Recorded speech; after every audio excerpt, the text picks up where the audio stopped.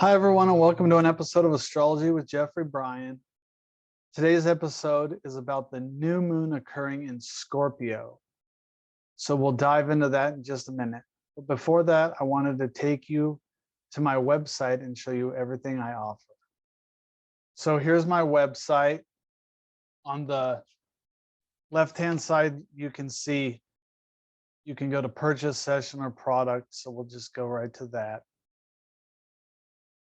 And you'll see I offer natal astrology readings via Zoom, a downloadable meditation video. It's about the deeper aspects of meditation that aren't usually taught by most meditation teachers. It's how to really transcend the self and how to have a deeper, more transformational experience in your life that brings happiness and joy, vitality, and this incredible feeling of invincibility that you can conquer the world with this incredible love vibration that vibrates your entire being. So that's the kind of meditation that is. And that's the one I personally have been doing for 20 years. And then I have a guided protection grounding visualization meditation that really protects you from negative energies, influences, attachments, and entities. That's far surpasses any other one I've ever seen, and it also pulls out any negative frequencies or energies that are within you. And then if you'd like, you can do a private meditation, learn meditation from me privately if you'd like that. So then I also have a blog. So if you'd like to, instead of watching a video, you'd rather read my blogs. So here we have the new moon in Scorpio, which is the one we're going over today. And then I do weekly forecasts, but it's actually a daily forecast. Every single day is posted on there for the entire week. So that's my website. So now let's move on to the new moon in Scorpio. All right, so here we have it, the new moon in Scorpio. Astrology with Jeffrey Bryan.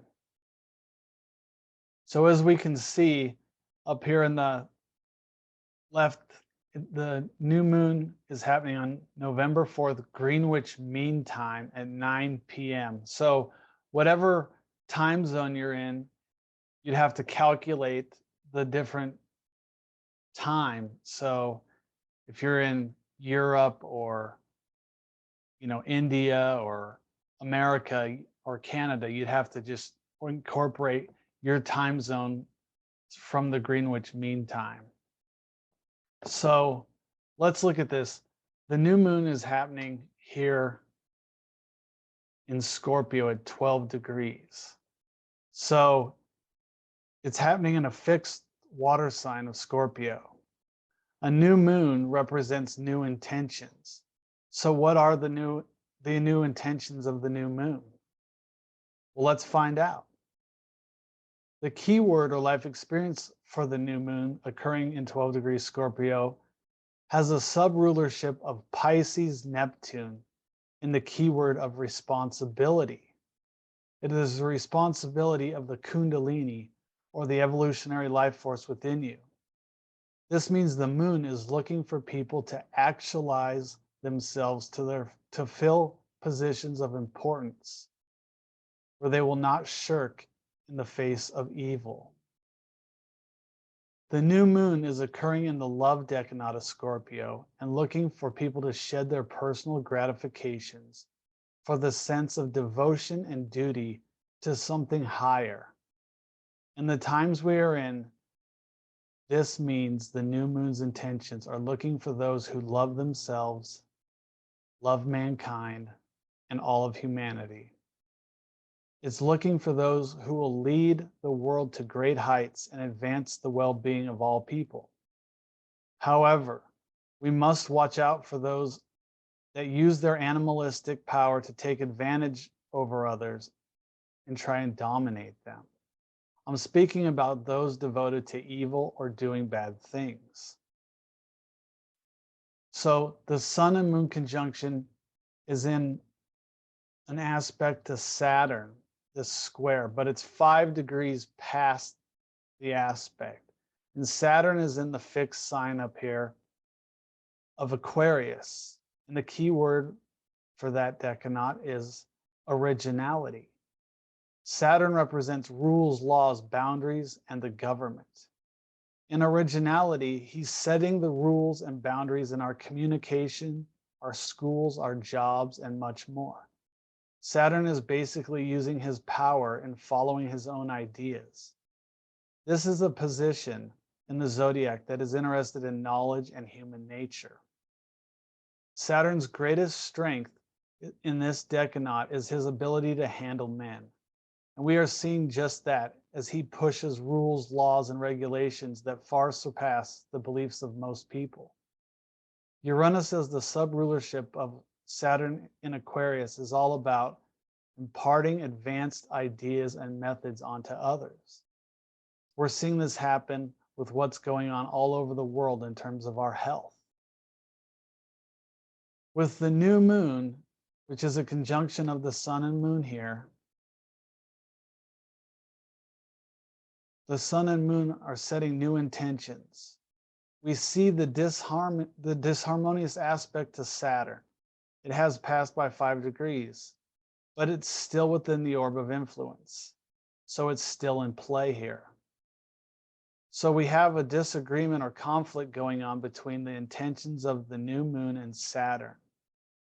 So we must ask ourselves, who will step up to the plate to take the responsibility the new moon is initiating? Will it be those of good or evil? Will you sacrifice parts of yourself, parts of your life in the name of devotion and duty?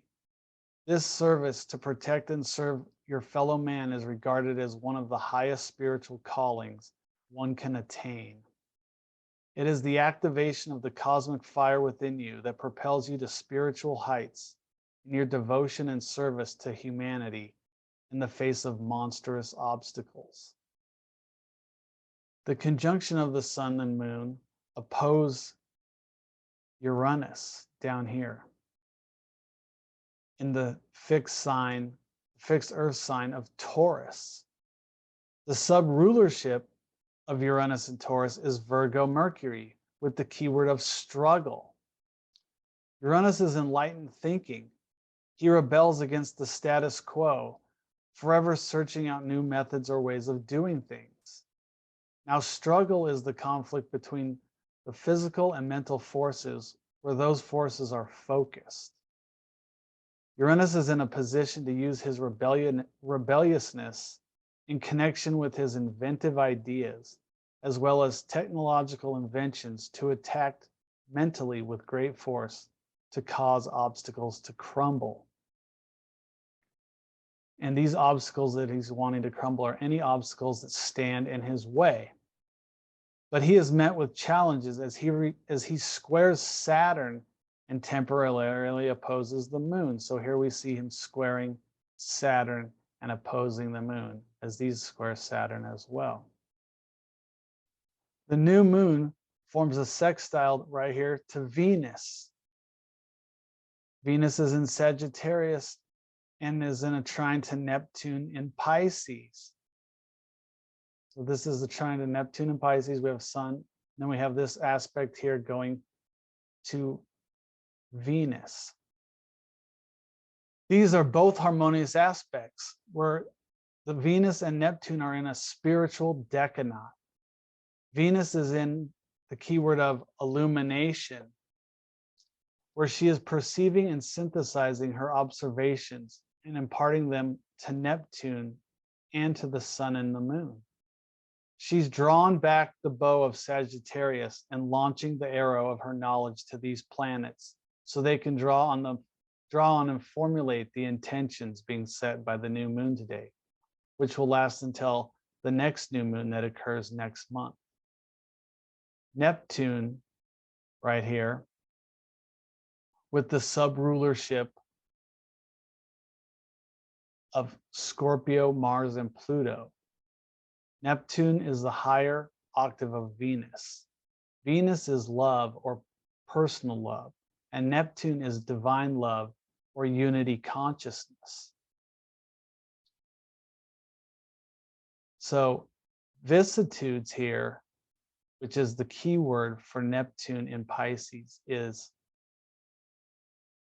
represents excitement and change. For here, Neptune is in the final area of completion in the zodiac before it recapitulates itself again into the first sign of Aries. So here we are seeing a great change occurring on Earth whether we like it or not.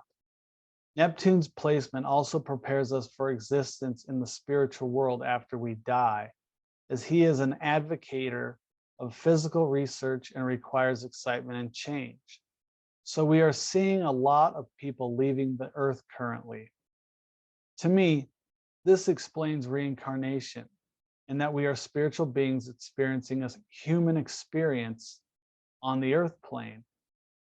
And when our time is up, Neptune calls us back home to the spirit world to recapitulate ourselves in a new body or some new experience. For Neptune, our souls experiencing life on earth, away from the spirit world, is exciting and fun, and changing forms is also exciting and fun to it. That said, Neptune, Venus, and the moon and the sun are all in agreement for now with the new intentions set for the month. Whether we think it's good or bad is something we have to accept and try to understand from a spiritual perspective. Lastly, Pluto is in the decanate of cardinal Earth. So up here we have Pluto in cardinal Earth in Capricorn with the subrulership of Virgo Mercury. Pluto's keyword is idealism. That also has to do with having the volition to communicate with those who have passed away.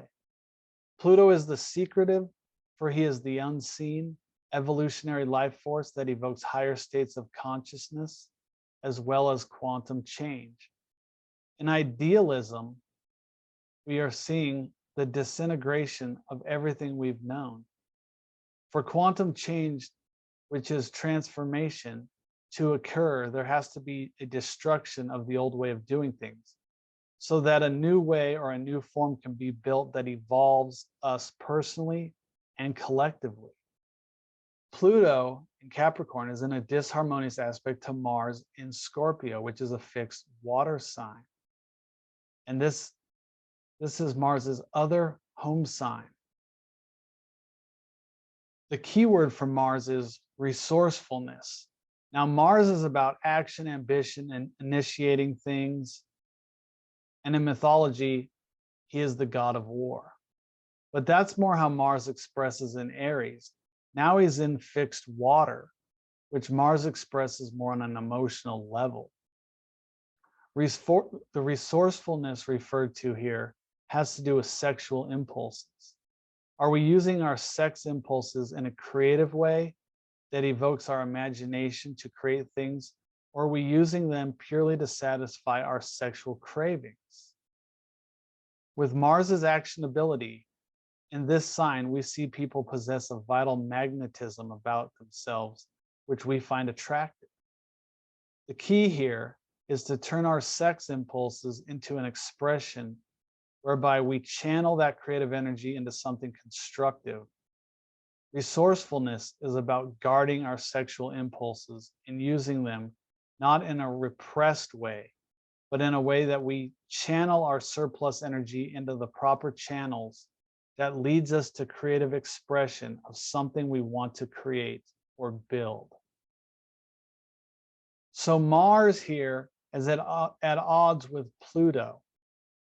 They may be trying to come to terms with how to proceed forward with Mars's creative expression in cultivating Pluto's idealism or ideal society he is working on tearing down to rebuild upon. Thank you for watching, and I'll see you next time. Bye-bye.